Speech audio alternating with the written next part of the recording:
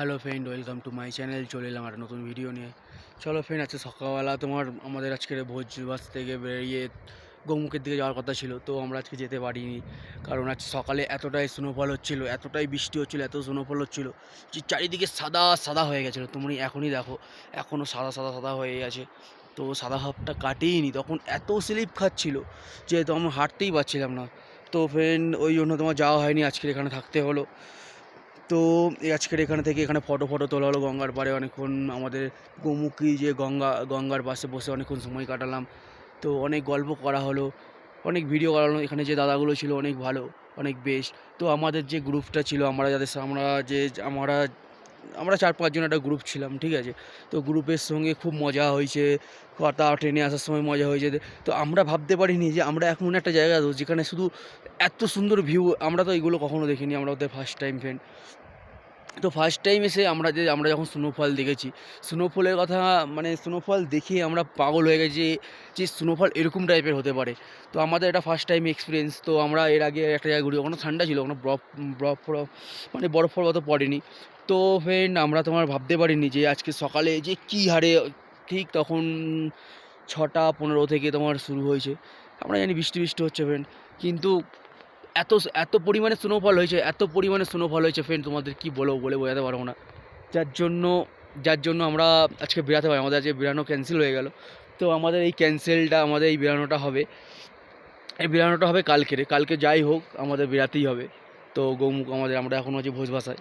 তো আমাদের গৌমুখের জন্য কালকে রওনা হয়ে এখান থেকে প্রায় 5 কিলোমিটার।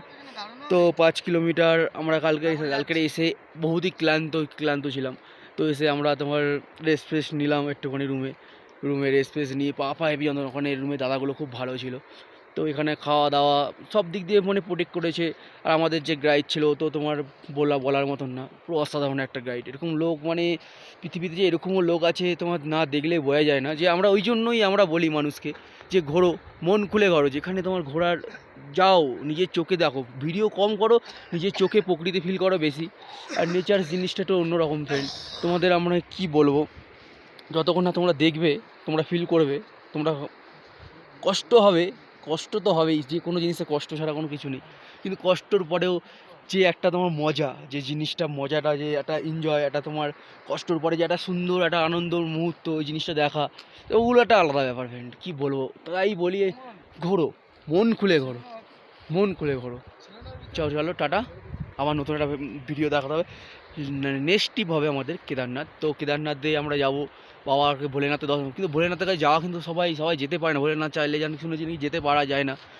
তো যাই না, ভোলেনাথ আমাদের ডেকেছে বলেই হয়তো আমরা আজকের অত দূর থেকে ছুটে এসেছি ভোলেনাথ ডেকেছে বলেই।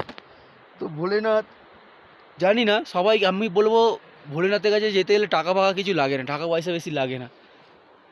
মন থেকে যদি ইচ্ছে লাগবে, আর হয়ে যাবে। তোমরা যদি একটা বন্ধুদের সঙ্গে একটা গ্রুপে তোমার সবাই মিলে আসো, হয়ে যাবে। ঘোরা এমন কিছু ব্যাপার না, কিন্তু একটু কষ্ট হবে, যে কোনো জিনিসে কষ্ট ছাড়া কিছু হয় না। যেমন আমরা 350-400 কিলোমিটার মানে গাড়িতে করে তোমার এসছি, বহুত কষ্ট হয়েছে, অনেক কিছু তোমার প্রবলেম সলভ নিয়ে। তারপরে আমরা আজকের এরকম একটা জায়গায় এই জায়গায় এসে আপনাদের এইরকম ভিডিও জিনিস দেখাতে পারছি। এটা যদি আমি সকালবেলা দেখাতে পারতাম আপনাদের আরও পাগল হয়ে যেতে, মানে এত সুন্দর ভিউ, এত সুন্দর জিনিস। তো ফ্রেন্ড, আর কিছু বলার নেই, চলো নেক্সট একটা ভিডিওতে দেখা হবে। চলো আর পারলে একটু সাবস্ক্রাইব আর একটুখানি ফলোয়ার বাড়িয়ে দিও।